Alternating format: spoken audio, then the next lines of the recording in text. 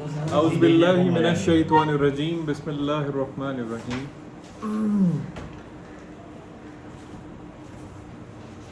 رب اشرح لی صدری ویسر لی امری واحلل عقدۃ من لسانی یفقہوا قولی الحمد للہ رب العالمین والصلاۃ والسلام علی رسول الامین اعوذ باللہ من الشیطان الرجیم بسم اللہ الرحمن الرحیم۔ آج انشاءاللہ ہم جو ہے اپنے اگلے درس قرآن کا آغاز کرتے ہیں۔ یہ سورہ 109 ہے، سورہ الکافرون، اور جس انکل بھی بتا رہے تھے تھوڑی دیر پہلے، اس کا بہت زبردست بیک گراؤنڈ ہے۔ سورہ جس میں سورہ قل ھو اللہ احد، اخلاص، سورہ اخلاص کے حوالے سے جو ہم نے جب دروس کیے تھے، ہم نے یہ دیکھا تھا کہ وہ علم کی بنیاد پہ ایک علمی دلیل پیش کی گئی تھی۔ یہاں پہ اس سورہ میں عملی دلیل ہو رہی پیش کی جا رہی ہے، ایک عملی اظہار کیا جا رہا ہے کہ اللہ تعالیٰ نے اپنے رسول کو کہا تھا کہ اب جو ہے آپ کے راستے کفار کے راستے سے، جو حق کا انکار کرنے والے جو لوگ ہیں، ان کے راستے الگ الگ ہو گئے ہیں، آپ کے اور ان کے راستے۔ تو یہ انشاءاللہ سورہ شروع کرتے ہیں، آپ کو خود اندازہ ہوگا، اور اس کے اندر جو تکرار ہے اس سے بھی آپ کو اندازہ ہوگا کہ کتنی شدت سے اظہار کیا جا رہا ہے بیزاری کا اور اس چیز کا۔ تو شروع کرتے ہیں، بسم اللہ الرحمن الرحیم۔ قل یا ایھا الکافرون، آپ کہہ دیجئے، حرف ندا ہے، یا ایھا الکافرون، پکارا جا رہا ہے کافروں کو۔ لا اعبد ما تعبدون، کہ کیا کریں، کہ میں ان کی عبدیت نہیں کروں گا جس کی تم لوگ عبدیت کرتے ہو۔ عبدیت کا مطلب ہم بڑی دفعہ پہلے بھی بات کر چکے ہیں کہ عبد جو عربی کے اندر عبد ہے، بیسیکلی وہ بندہ جو غلامی کے معنوں میں یا کسی کے ملازمت کے معنوں میں کسی کو اپنا حکم مانتا ہے، اس کو عبد کہتے ہیں۔ عبدیت جو ہوتی ہے اس کے اندر عبادت بھی شامل ہوتی ہے، یعنی عبد کا کام یہ ہوتا ہے کہ جب وہ کسی کے ساتھ اپنا اظہار کرتا ہے تعلق کا، تو ظاہر سی بات ہے اس کا تشکر بھی ادا کرتا ہے، اس کے ساتھ اس کی وابستگی ہوتی ہے، اس کا اظہار وہ پھر اس عبادت کے معنوں میں کرتا ہے جو عام طور پہ ہمارے یہاں مروج معنی لیے جاتے ہیں۔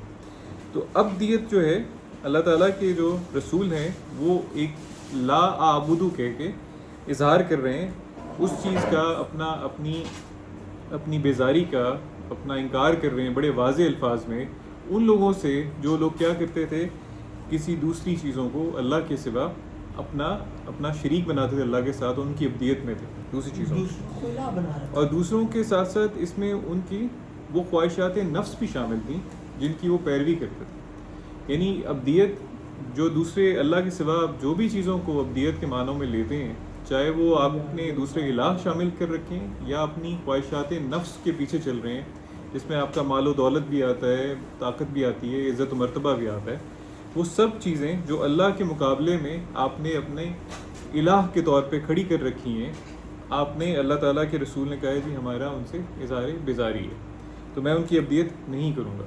خاص طور پہ اگر آپ یہ دیکھیں نا، یہاں پہ لا اعبدو لگا ہوا ہے، جب لا لگ جاتا ہے فعل مضارع کے ساتھ تو اس کا مطلب ہوتا ہے میں ہرگز نہیں کروں گا۔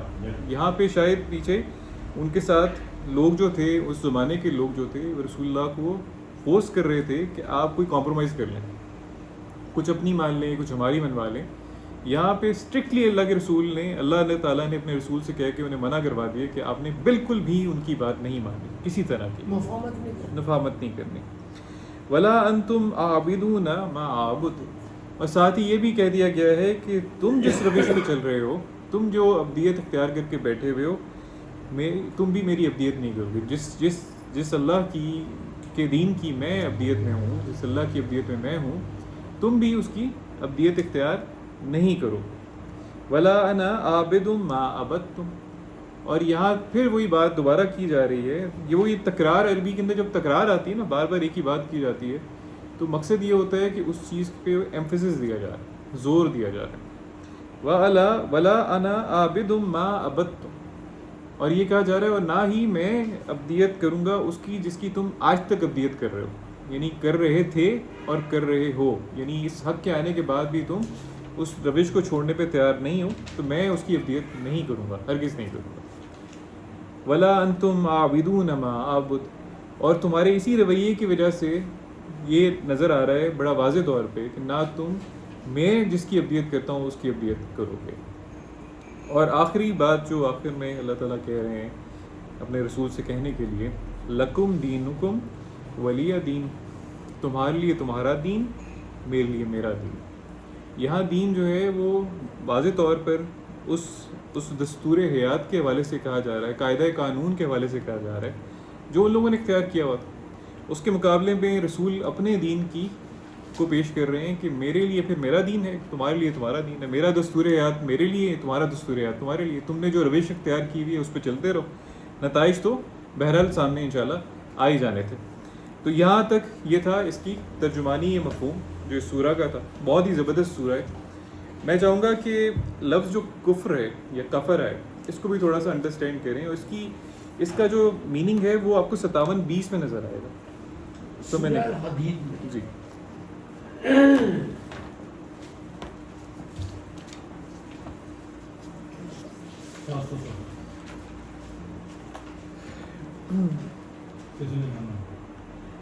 یہ اللہ تعالیٰ ہمیں بہت سی جو مثالیں دیتے ہیں آپ کو مظاہر فطرت میں سے، تو مقصد یہ ہوتا ہے کہ ان آیات میں اللہ کے ہونے کا ایک دلیل پیش کی جا رہی ہے. یہ بھی اسی حوالے سے ایک آیت ہے، کمثلی غیث اعجب الکفار. یہ میں بیچ میں سے پڑھ رہا ہوں، اگر آپ کہیں تو میں اوپر سے پڑھ لیتا ہوں. جی کمثل غیث اعجب الکفار نباتہ ثم یہیج فتراہ مصفرا ثم یکون حطاما. یعنی کہا یہ جا رہا ہے یہاں پہ جو کفار کا لفظ یوز ہو رہا ہے یہ اس کافر کے معنوں میں یوز نہیں ہو رہا جو ہم مراد لیتے ہیں. یہاں جو کفار کا لفظ یوز ہو رہا ہے یہ ان کسانوں کے لیے یوز ہو رہا ہے جو کیا کرتے ہیں اپنی کھیتی کو اگاتے ہیں، اور پھر کیا کرتے ہیں اللہ تعالیٰ دکھاتے ہیں انہیں کہ وہ خوب زور پہ آ جاتی ہے. یعنی جب فصل پک کر تیار ہو جاتی ہے تو اس کو دیکھ کے بڑے خوش ہوتے ہیں. ظاہر سی بات ہے وہ سمجھتے یہ ہیں کہ شاید ہم رب بن گئے، یہ ہماری محنت کی وجہ سے ہمارے سامنے یہ چیز آئی.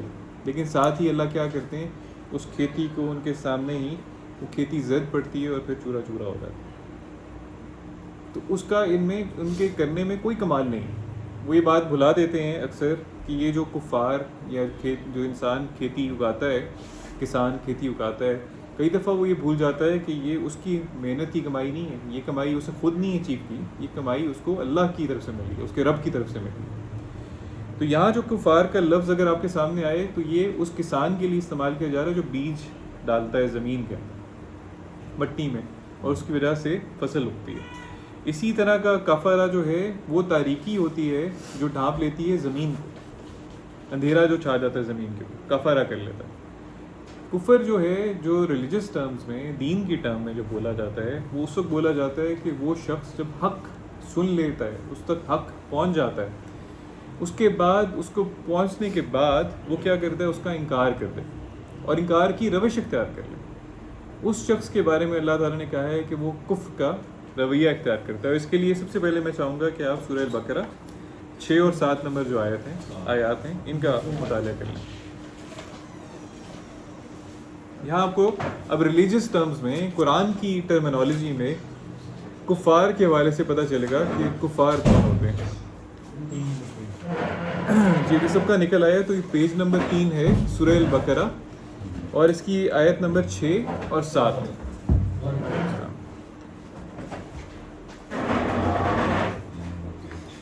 جی باقی بھی جو بھی جن جوائن کیے پلیز نکال لیجیے اپنے اپنے.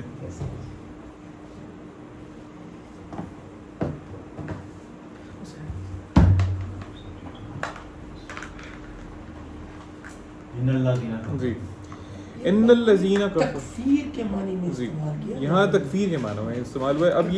اب یہ اس کیٹیگری کی بات کی جا رہی ہے انسانوں کی، اس کیٹیگری کی جو کیا کرتے ہیں سچ کا انکار کرتے ہیں، حق کا انکار کرتے ہیں. تو یہاں پہ ان الذین کفروا، کافر تو وہ لوگ ہیں سواء علیہم جو علیہم انذرتہم ام لم تنذرہم لا یؤمنون. یعنی وہ برابر ہے ان کے لیے، ان کو کوئی فرق نہیں پڑتا اس بات سے چاہے آپ ان کو نصیحت کریں یا نہ نصیحت کریں. یہ لوگ کیا کریں گے؟ ایمان لانے والے نہیں.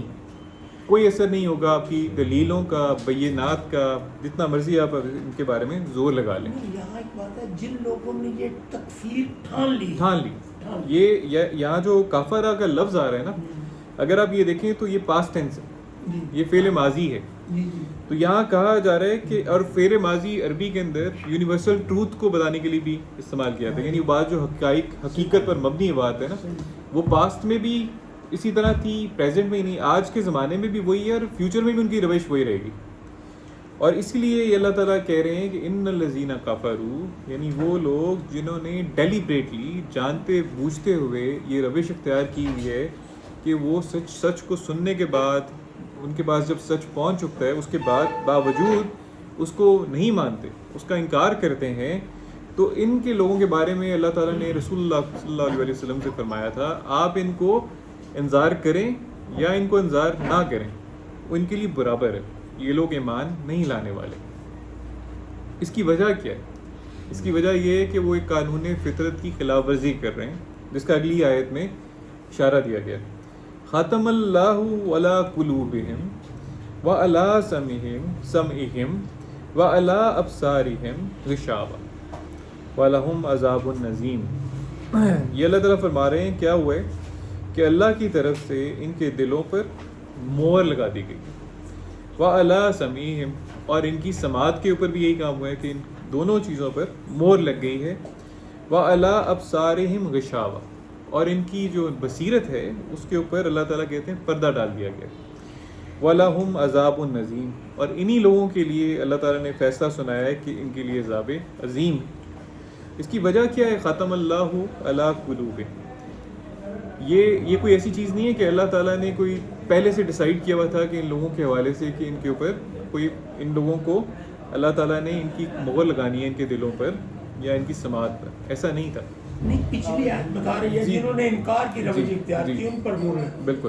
وجہ یہ تھی کہ آپ کا اللہ تعالیٰ کا قانون فطرت ہے کہ انسان جب حق کا مسلسل انکار کرتا رہتا ہے، جب انسان سچائی کا مسلسل انکار کرتا رہتا ہے، آپ سننے کے بعد باوجود سچ کو آپ وہی روش اختیار کرتے ہیں جو غلط عقائد کے اوپر مبنی ہوتی ہے، یعنی غلط عقیدوں پہ چلتے رہتے ہیں سچ کے آنے کے باوجود.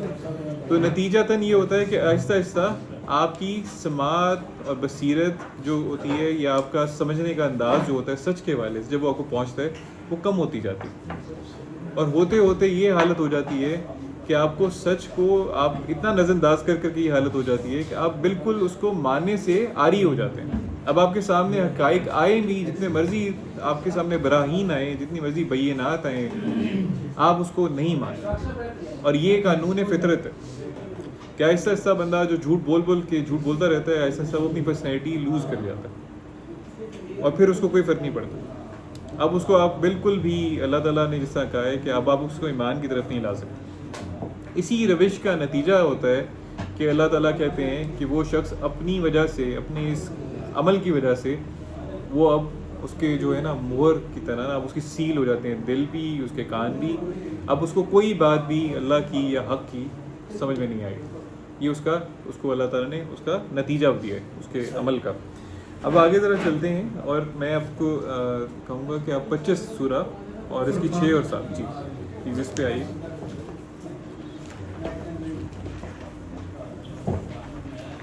اس میں اب 2 رویے آپ کے سامنے آئیں گے کہ وجہ کیا ہوتی ہے. نارملی ایسے انسان جو ہوتے ہیں وہ اس جو روش کا شکار ہوتے ہیں اس کی وجہ کیا ہے. تو سب سے پہلے اگر آپ دیکھیں جی سورہ 456 صفحہ آیت نمبر 5 ہے، وقال الذین کفروا. یہاں سے شروع ہوگی.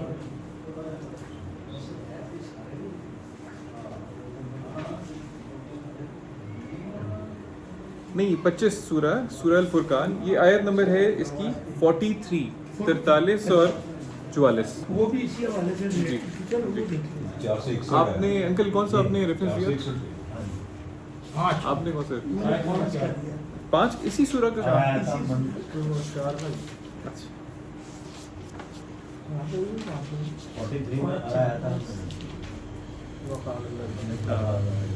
یہ بھی انکل نے جو بتائی تھی نا، یہ بھی بڑی اچھی آیت ہے. اس کو 4 نمبر آئے تھے سورہ الفرقان کی، اسی سورہ کی 4 نمبر. 4 نمبر 4-5 دونوں جی. یہ کافروں کا یہ بھی اس میں رویہ بیان کیا جا رہا ہے. اگر نکل آیا تو یہ 456 پیج ہے سورہ الفرقان، اور اس کی آیت نمبر 4 اور 5. وقال الذین کفروا ان ھذا الا افک، یعنی وہ جب ان کے سامنے یہ قرآن آتا ہے، آیات آئیں اللہ تعالیٰ کی، تو انہوں نے کیا کیا؟ سمپلی کہا کہ یہ چیز جو ہے افک، یہ جھوٹ من گھڑت بات ہے جو ہمارے سامنے لائی گئی ہے. افتراء، یہ افتراء ہے، اس کو انہوں نے گھڑا ہے. وَأَعَانَهُ عَلَيْهِ قَوْمٌ آخَرُونَ، اور اس کو گھڑنے میں ان کی اعانت کی گئی ہے، مدد کی گئی ہے ان لوگوں کی طرف سے جو جن کے اوپر پہلے اس طرح کا دین یا وہ جو یہ باتیں پہلے سے بیان کرتے رہے، ان لوگوں نے ان کی مدد کی ہے. فَقَدْ جَاءُوا ظُلْمًا وَزُورًا. اب یہاں پہ اللہ تعالیٰ فرما رہے ہیں یہ لوگ کس پہ اتر آئے ہیں؟ ظلم پر. حق کا انکار کر کے وہ ظلم اور زیادتی پر اتر آئے ہیں. وقالو، اور ساتھ کہتے ہیں وقالو اساطیر الاولین اکتتباها فہی تملی علیہ بکرۃ واصیلا. کہتے یہ ہیں کہ یہ جو آپ کے پاس بیان کی جا رہی ہیں باتیں، یعنی وعید بیان کی جا رہی ہے، اصل میں ان لوگوں کو پہلے بہت سے لوگوں کی مثالیں دے کے قرآن میں جہاں جگہ جگہ بتایا جا رہا تھا کہ پہلے لوگوں کے ساتھ بھی یہی ہوتا ہے جو دین کو جھٹلاتے رہے، حق کا انکار کرتے رہے. جب ان کو وہ کہانیاں پہنچتی تھی اس کو کہانیاں سمجھتے تھے، اس میں سے لیسن ڈرا نہیں کرتے تھے اس کے اندر سے کہ اس میں ان کے لیے کیا وعید چھپی ہوئی ہے، بلکہ وہ کہتے تھے یہ پہلوں کی کہانیاں ہیں جو اس نے جمع کر لی ہیں، لکھ کے رکھ لی ہیں اپنے پاس، اور کیا ہوتا ہے صبح و شام وہ سناتا رہتا. تو وہ اس کو اس نظر سے دیکھتے تھے. یہ وہ کافروں کا وہی رویہ جو بھی ہمیں پیچھے سورہ البقرہ میں دیکھا ہے، کیونکہ ان کی سماعت، ان کے دل وہ حق کو پہچانتے ہی نہیں ہیں، مانتے ہی نہیں ہیں، نہ بصیرت کام کرتی. تو یہ چیز اب آگے اگر آپ دیکھنا چاہیں 43 نمبر آیت اسی سورہ کی.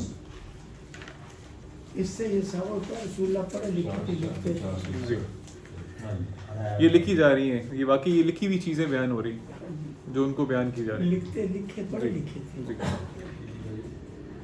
الم ترا الی رب الم جی 43 نمبر ارأیت من اتخذ الہہ ہواہ، بھلا تم نے اس شخص کو دیکھا ہے جس نے کیا کیا ہے کہ اپنا الہ بنا رکھا ہے اپنی اہوا کو، خواہشات نفس. افانت تکون علیہ وکیلا، اور ساتھ اللہ تعالیٰ یہ فرماتے ہیں ایسے شخص کے مقابلے میں کیا تم نگہبان ہو سکتے ہو؟ کیا اس شخص کی ذمہ داری لے سکتے ہو؟ اس کی ذمہ داری نہیں لے جا سکتے اس شخص کی. ام تحسبوا ان اکثرهم یسمعون او یعقلون، ایسے لوگوں کے بارے میں ہمیں تو یہ گمان ہوتا ہے کہ اکثر لوگ کیا کہہ رہے ہیں؟ سن رہے ہیں یا عقل رکھتے ہیں. انہم الا کالانعام بل ہم اضل سبیلا، لیکن کیا کہتے ہیں اللہ تعالیٰ؟ در حقیقت یہ لوگ کیا ہیں؟ انعام، چوپائے، جانور، بلکہ ان سے بھی زیادہ گمراہ ہیں. ان لوگوں کے بارے میں اللہ تعالیٰ کا یہ فیصلہ ہے. اس چیز کے لیے اگر آپ 96 6 اور 7 پہ پلیز تشریف لائیں.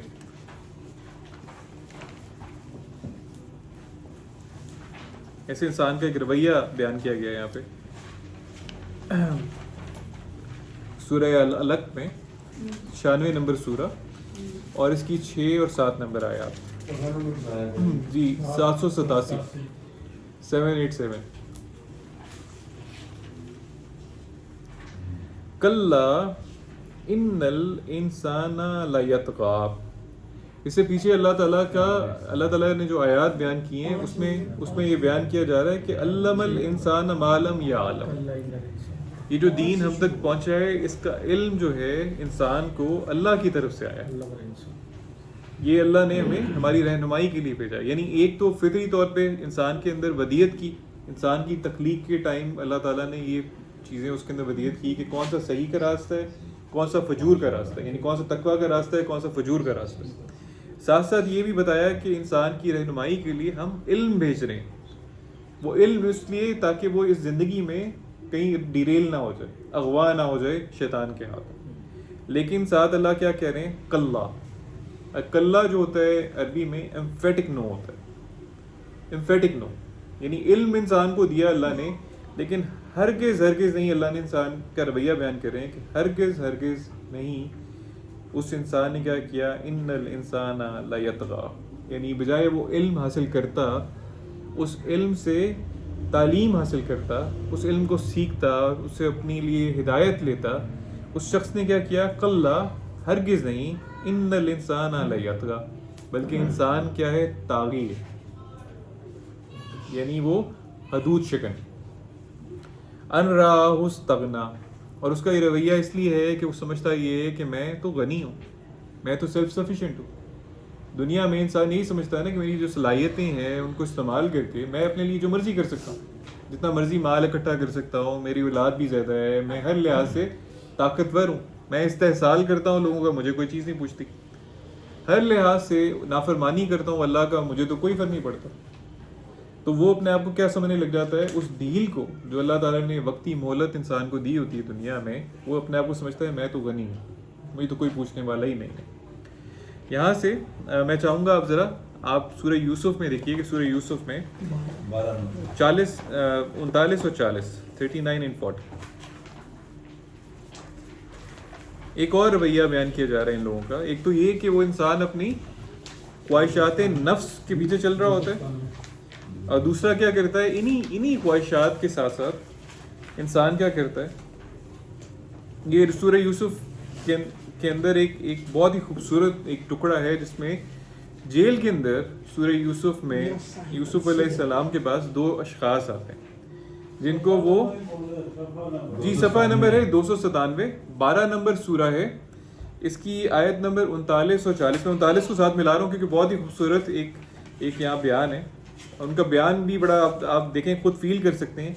یا صاحب السجن، اے اصحاب جیل، اے میرے ساتھیوں جو جیل کے ساتھیوں، ارباب متفرقون خیر ام اللہ الواحد القہار، کیا بلا جدا جدا جو متفرق قسم کے جو لوگ ہیں، کیا وہ بہتر ہیں یا اللہ جو واحد بھی ہے اور القہار بھی ہے؟ واحد بھی ہے، یکتا بھی ہے، اور وہ غالب بھی ہے. تو آپ خود مطلب فیصلہ کر لیں اس چیز کا. اور کیا ہے؟ ما تعبدون من دونہ الا اسماء، جن چیزوں کی تم اس کے سوا پرستش کرتے ہو، عبدیت کرتے ہو، وہ کیا ہیں؟ الا اسماء سمیتموها انتم وآباؤکم ما انزل اللہ بہا من سلطان، کہ وہ لوگ جن کی تم سمجھتے ہو کہ وہ بہت پہنچی ہوئی ہستیاں ہیں، بڑے بڑے نام ہیں، جن کا آپ کے دلوں میں بڑی عزت تکریم پیدا کی جاتی ہے، دراصل وہ نام انسانوں نے خود گڑھے، خود رکھے، وہ بت انسانوں نے خود تراشے ہیں، چاہے وہ دل کے اندر تراشا گیا ہے کسی پیر کی عزت عظمت یا کسی اور کی عزت عظمت، یا ہاتھ سے تراش کے کوئی سامنے مورتی رکھی ہوئی ہے. وہ سب نام تم نے اور تمہارے آباء و اجداد نے گھڑے ہوئے، خود بنائے. اور اس کے حوالے سے، ان ناموں کے حوالے سے، ما انزل اللہ بہا من سلطان، سلطان یعنی کوئی واضح دلیل آپ کے رب کی طرف سے، الہ کی طرف سے نہیں نازل ہوئی. ان الحکم الا للہ، حق حکومت یا حاکمیت صرف اور صرف اللہ کے پاس ہے. امرا، اور اس نے حکم یہ دیا ہے مجھے، اللہ تعبدوا الا ایاہ، کہ میں ہرگز عبدیت نہیں کروں گا اس کے سوا کسی اور کی. ذالک الدین القیم ولکن اکثر الناس لا یعلمون، اللہ کے سوا کسی کی حکومت نہیں ہے. اس نے ارشاد فرمایا ہے کہ یہی دین قیم ہے، یہی سیدھا اسٹریٹ پاتھ ہے، دین ہے اللہ تعالیٰ کا. دین کا مطلب ہم پہلے بھی بات کر چکے ہیں، دین کہتے ہیں دستور حیات، جس کی اوبیڈینس کی جاتی ہے. دستور جو ہوتا ہے ظاہر سی بات ہے قاعدے اور قوانین پر مبنی ہوتا ہے، کسی سسٹم پر، کسی لاز کے اوپر مبنی ہوتا ہے جو گورننس کے لیے استعمال ہوتا ہے. تو اللہ نے ہمارے لیے جو دین تجویز کیا ہے، ہمیں اس کے علاوہ کسی اور کی بنائے ہوئے دین کی پیروی نہیں کرنی. یہی جو ہمارے لیے دین بھیجا گیا ہے وہی دین قیم ہے, سیدھا سیدھا اسٹریٹ پاتھ ہے. وَلَٰكِنَّ أَكْثَرَ النَّاسِ لَا يَعْلَمُونَ, لیکن رویہ یہ ہے لوگوں کا, اکثریت کا الناس کی, کہ وہ علم ہی نہیں رکھتے, جاننے کی کوشش ہی نہیں کرتے. اب آگے ذرا دین کے حوالے سے ہم 256 آیت ہے. اسی آیت کو دوبارہ دیکھتے تو ہمیں پتہ چلتا ہے یہ ساری گورنمنٹ بنانے کی آیت ہے. جی, اس کے مطابق قرآن کے مطابق فیصلے ہونے ہیں. بالکل, اسی دین کو, اس قرآن کو قائم کرنا. ان الحکم الا للہ. جی, تو یہ 256 جی ہے پیج, ہاں جی 53, جی 53 نمبر پیج ہے سورہ البقرہ, اور اس کی آیت نمبر ہے 256. جی,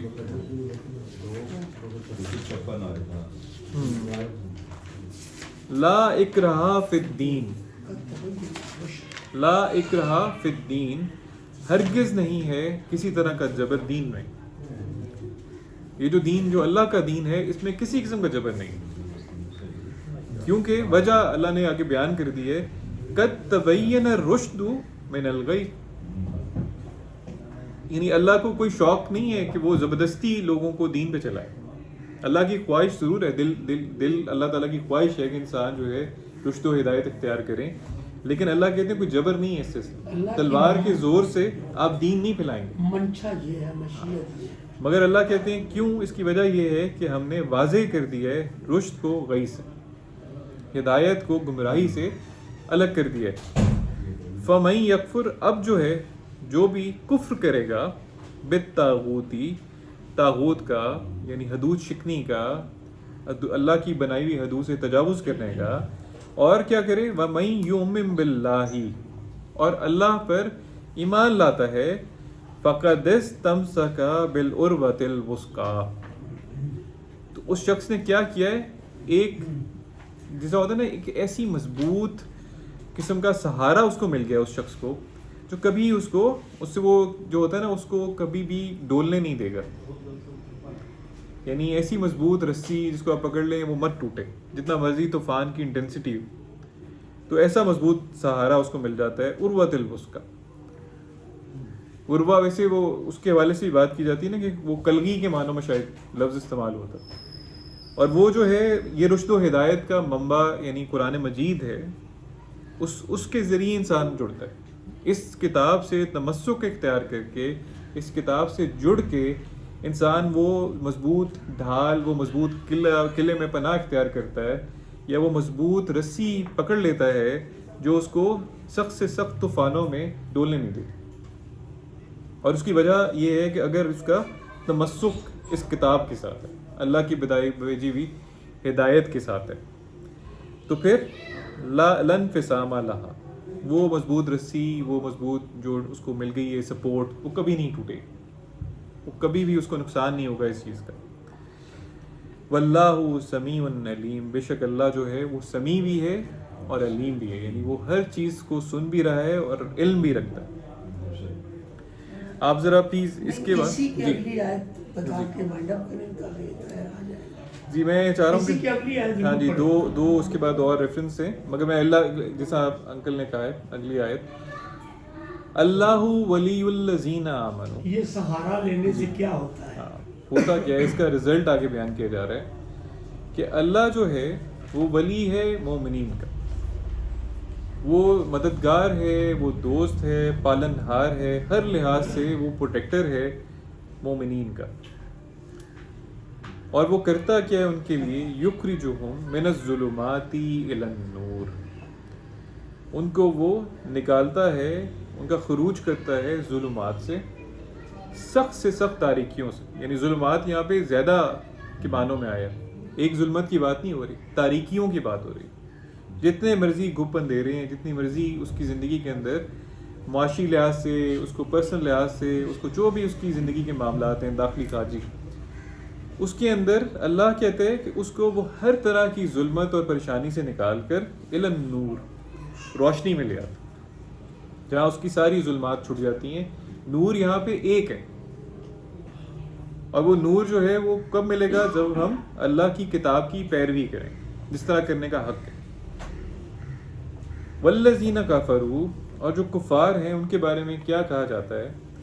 اولیاؤہم الطاغوت، وہ ان لوگوں کے جو کفر کی روش اختیار کیے رکھتے ہیں جانتے بوجھتے ہوئے، ان کے جو اولیاء ہوتے ہیں، جو ان کے ولی ہوتے ہیں، ان کے جو پروٹیکٹر ہوتے ہیں، وہ طاغوت ہوتے ہیں. وہ قوتیں جو طغاپن پہ یعنی اللہ کی حدود شکنی میں آگے بڑھ گئی ہوتی ہیں، ان کے اولیاء یا ان کے ولی، ان کے پروٹیکٹر، ان کے دوست وہ لوگ ہوتے ہیں. اور وہ ان کا نتیجہ کیا ہوتا ہے؟ لازمی بات ہے جب آپ اس روش کے ساتھ چل رہے ہوتے ہیں، یخرجونہم من النور الی الظلمات، یعنی وہ جو فطری نور اللہ کہتے ہیں اس کی تخلیق کے وقت انسان کے اندر ودیت کیا گیا تھا، صحیح اور غلط کی سمجھ، وہ بھی اس سے چھین لیتے ہیں، وہ نور بھی ان سے چلا جاتا ہے اور ان کو وہ ظلمات میں دھکیل دیتے ہیں. اولئک اصحاب النار، اور انہی لوگوں کے بارے میں اللہ کا فیصلہ ہے کہ یہ لوگ اصحاب النار میں سے ہوں گے. ہم فیہا خالدون، اور ہمیشہ ہمیشہ اس میں رہیں گے، ان کی کوئی سفارش، کوئی چیز ان کو بچا نہیں سکے. اس حوالے سے ذرا تھوڑا سا 42-15 پلیز دیکھ لیجیے. جی، سورہ شورا اور 15 نمبر اس کی آیت.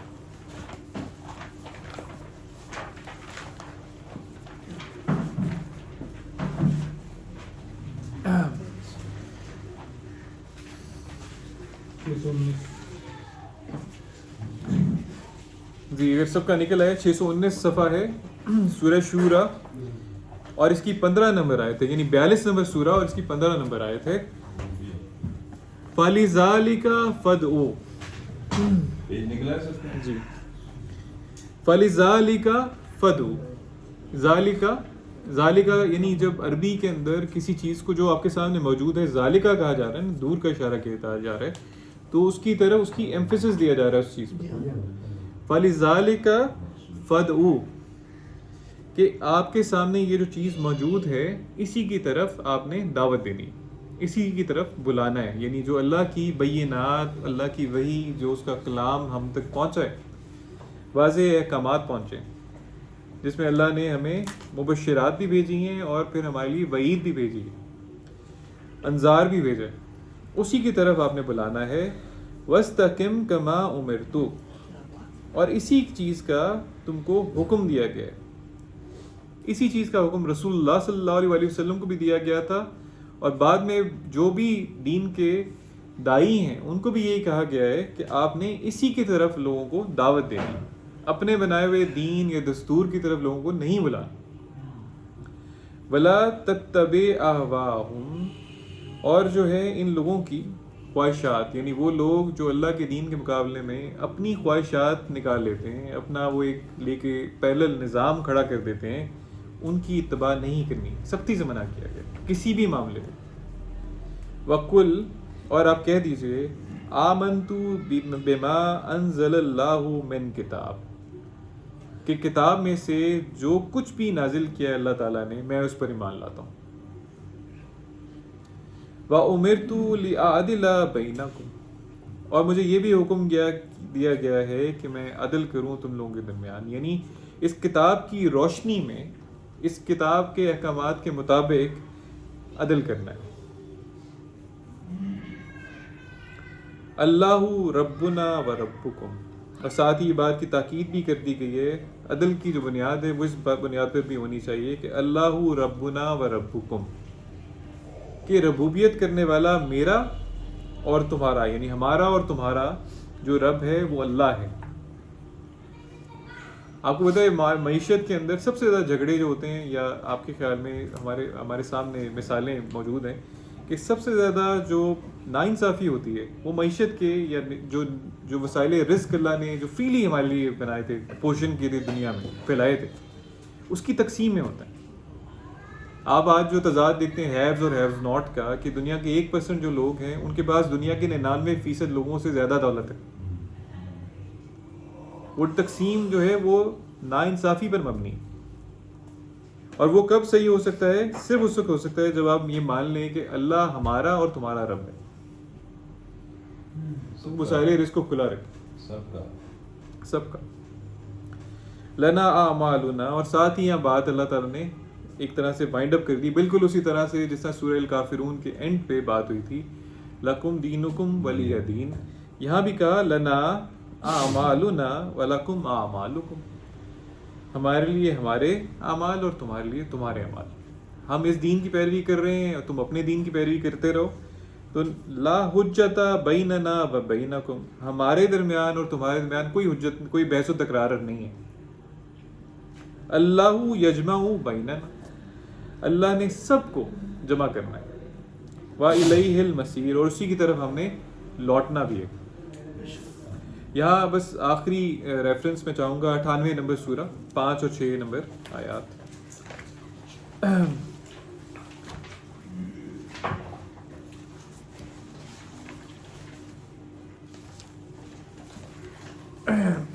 سورہ البینہ 98 نمبر سورہ، جی اس کی 5 اور 6 نمبر آیات۔ وما امروا،